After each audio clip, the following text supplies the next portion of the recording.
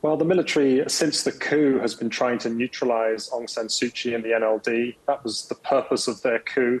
And they're positioning their military-backed party to win in future elections so that they can return to what they see as the natural state of the military, controlling politics, but from behind the scenes. Do you think Aung San Suu Kyi and her party were taken by surprise with this move?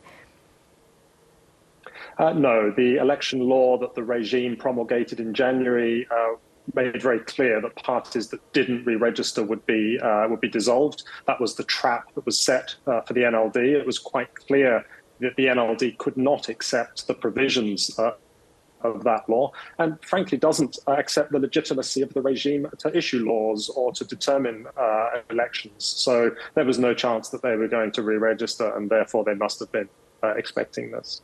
And it's not just Aung San Suu Kyi's party that's being dissolved, dozens of others are as well. That's right, including the largest ethnic minority parties. So this is, most of the parties that were successful in previous elections, other than the military-backed party, have been deregistered now.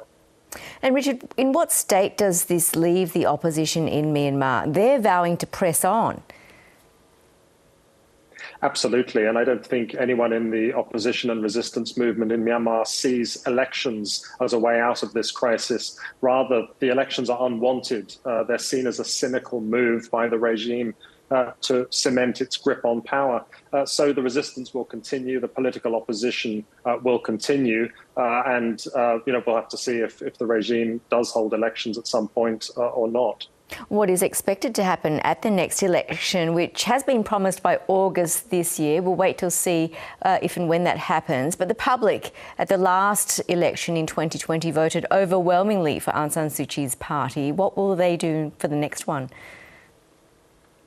Well, I think any election that's staged by this regime will be a piece of political theatre. It won't actually be an election. So, most people will boycott it or would want to boycott it if they're not forced to turn out. And the results will be whatever the military decides they will be.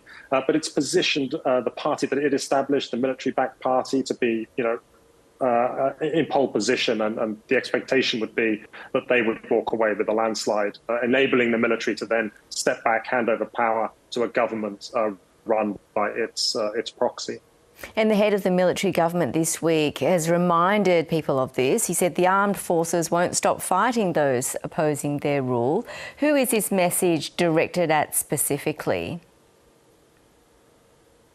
Well, I think it's directed at particularly the armed resistance movement, but also the political resistance, to say that the military won't falter in its determination to crush the resistance. But at the same time, all of the resistance groups and most of the population of Myanmar remain determined to prevent the military from consolidating its power. So we really have this kind of deadlock continuing, this violent deadlock continuing.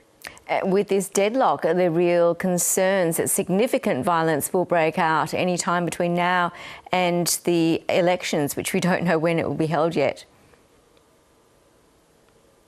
Absolutely. I mean, even the preparations that the regime is making now have already been a trigger for violence. And, traditionally elections in Myanmar have not been particularly violent compared to some other Asian elections. But I think we should expect any elections that this regime holds to be a trigger point for violence, and therefore much more violent than other elections we've seen. Think more Afghanistan elections than Southeast Asian elections. What do we know about how Aung San Suu Kyi is doing and how active a role she'll likely play in politics, given all these restrictions that have been placed upon her? I mean, she remains incarcerated in prison in the capital, Naypyidaw. She's mostly incommunicado. The only opportunity she has to talk to anyone is very briefly to her lawyers occasionally, and that hasn't been for some months. So really, she, as long as she is kept there, she will remain out of the political fray. But she remains the most popular political figure in Myanmar, far and away. So she will still be politically relevant, even if she can't speak at the moment.